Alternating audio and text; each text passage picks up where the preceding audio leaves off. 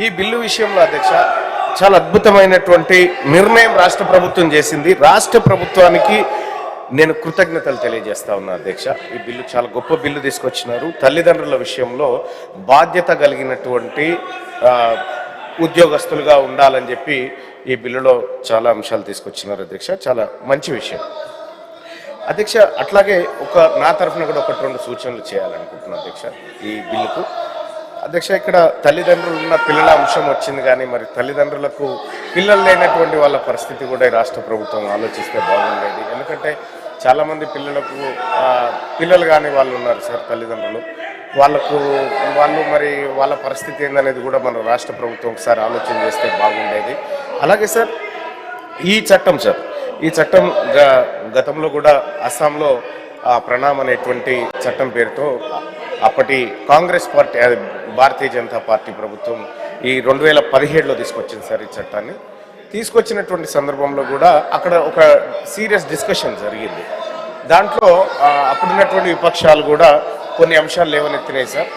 అదేంటంటే సార్, ఇక్కడ ఒక గ్యాప్ పెరుగుతూ ఉంది, తల్లులకు పిల్లలకు మధ్య నమ్మకం లేనటువంటి విధంగా ఈ చట్టం వస్తుంది అనేటువంటి చర్చ చేసినప్పటికీ కూడా సో ఈ అల్టిమేట్గా ఈ దేశంలో సార్ తల్లిదండ్రులకు మాత్రం రక్షణగా ఉండాల్సింది పిల్లలే సార్. పిల్లల రక్షణతో పాటు సార్ మరి పెళ్లి చేసుకోకుండా ఉన్నటువంటి వాళ్ళు వృద్ధులుగా ఉన్నారు చాలామంది. వాళ్ళ విషయంలో కానీ, పిల్లలేని తల్లిదండ్రుల విషయంలో కానీ, లేదంటే అనాథలుగా ఉన్నటువంటి పిల్లల విషయంలో కానీ సార్, ఈ విషయంలో కొంత ప్రభుత్వం ఆలోచన చేస్తే బాగుంటుంది సార్. ఇంకా కొంత పకడ్బందీగా సమర్థవంతంగా దీన్ని తీసుకురాగలిగితే బాగుంటుంది అనేది ఒక ఆలోచన చేస్తా ఉన్నాం సార్. ఇది ఒక ఇండియాలోనే కాదు సార్. చాలా మంది అనుకుంటున్నారు ఇండియాలోనే మాత్రం ఇటువంటి చట్టం కాదు సార్. చాలా దేశాల్లో ఈ చట్టం ఉంది సార్.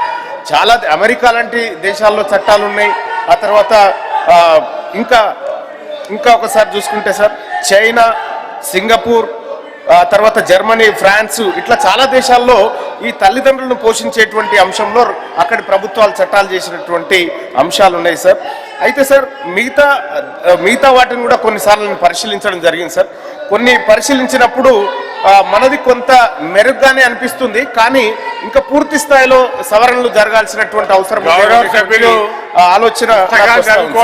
అయితే ఇక్కడ ఎమ్మెల్యేలు, ఎమ్మెల్సీలకు సంబంధించినటువంటి వాళ్ళకు కూడా ఈ చట్టం వర్తించాలని చెప్తా ఉన్నారు సార్.